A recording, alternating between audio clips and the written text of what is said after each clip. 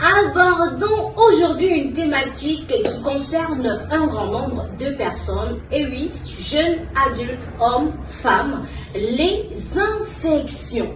Vu que c'est une thématique assez étendue, on va approfondir chaque recours en plusieurs numéros pour que vous soyez désormais éclairés. Ce numéro-ci parlera d'abord des types d'infections urinaires et sexuellement transmissibles. Alors, Allo Afrique Nature, vous dit bonjour. Déjà, c'est quoi une infection urinaire? Disons que l'infection urinaire est une pathologie qui résulte d'une infection bactérienne. Donc, il est recommandé de consulter rapidement un médecin avant, en cas de symptômes d'infection urinaire. On en distingue donc 3. Alors, la première des infections urinaires ici porte le nom de la cystite aiguë. Oui, alors est le plus souvent dû à la bactérie Escherichia coli qui passe par l'urètre, une infection de la vessie la plus courante chez les femmes. Donc, on la retrouve dans les urines. Ceci peut être suivi d'une inflammation de l'urètre appelée urétrite. Même si c'est rare, il faut être vigilante, mesdames. Elle se manifeste donc par des troubles urinaires accompagnés de règles douloureuses et des douleurs pelviennes. Faites-vous consulter dans le cas de la médecine africaine chez un phytothérapeute. Il est donc recommandé de bien s'essuyer d'avant en arrière si vous êtes une femme et de faire une cure donc afin de prévenir l'infection urinaire. J'espère que vous avez bien noté ce petit détail là. Alors notre deuxième infection urinaire ici porte le nom de pyélonéphrite aiguë. C'est une infection urinaire dite haute puisqu'elle se définit comme une infection du rein et peut faire suite à une infection urinaire dite basse, négligée ou maltraitée. Elle se manifeste donc par une envie fréquente d'uriner et des douleurs au niveau du dos. Voilà. La troisième infection urinaire est donc l'urétrite aiguë. L'urétrite aiguë ici qui désigne une infection de l'urètre.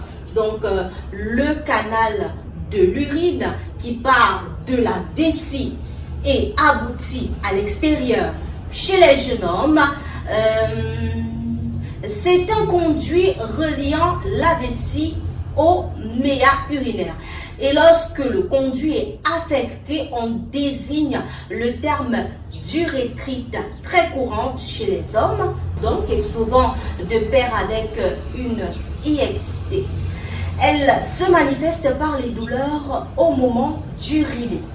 Donc, un écoulement clair ou purulent au niveau de l'orifice de sortie de l'urine, des rougeurs et des démangeaisons. Voilà ce que vous aurez comme symptômes en ce qui concerne donc l'urétrite, voilà, aiguë. C'est donc des douleurs au moment d'uriner.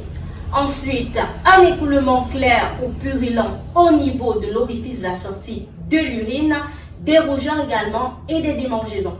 Maintenant, on va aborder ici ce qu'on appelle infection sexuellement transmissible. Oui, comme le terme l'indique, le groupe de mots infection sexuellement transmissible, ce sont ces infections-là qui se transmettent de par le sexe, de par les rapports sexuels. Eh bien, on peut en citer plusieurs. De 1, la gonorrhée. Oui, les symptômes possibles de la gonorrhée sont donc une miction douloureuse et un écoulement anormal du pénis ou du vagin. Les hommes peuvent souffrir de douleurs au niveau des testicules également et les femmes des douleurs au niveau du bas du ventre. Deuxièmement, on a comme infection sexuellement transmissible, ici on va appeler infection à chlamydia. Douleurs génitales et écoulement par le vagin ou le pénis. Ce sont les symptômes que vous aurez à observer sur vous-même. Alors, après cela, on a une troisième infection sexuellement transmissible, la syphilis, qui est comme ça l'apparition et la disparition des boutons au niveau de la verge ou du vagin. Donc, ce qui va laisser des blessures et des taches noires. Donc, si vous avez des apparitions et des disparitions des boutons au niveau de la verge ou du vagin et que cela vous laisse par la suite des taches noires, sachez-le, vous avez la syphilis. Enfin, en quatrième infection sexuellement transmissible, on va ici parler de staphylocoque. Donc, staphylocoque ici se manifeste par des fatigues extrêmes, par la baisse de libido. Dès que vous ressentez cela, et bien, dites-vous bien que vous avez staphylocoque.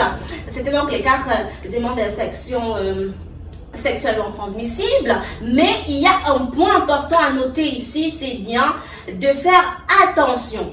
Il y a certaines infections urinaires qui se confondent à celles sexuellement transmissibles de par leurs symptômes. Donc, il est important et c'est pourquoi nous insistons toujours sur la consultation au préalable vers les personnes habilitées à vous le faire. En médecine africaine, eh bien, c'est un phytothérapeute que vous devez rencontrer au préalable. Maintenant, je vous dis bien sûr merci de nous avoir suivis et si vous avez aimé, laissez-nous un like. Également, vous pouvez nous laisser un ou plusieurs commentaires et le plus important, un max de partage pour éveiller encore le plus de personnes.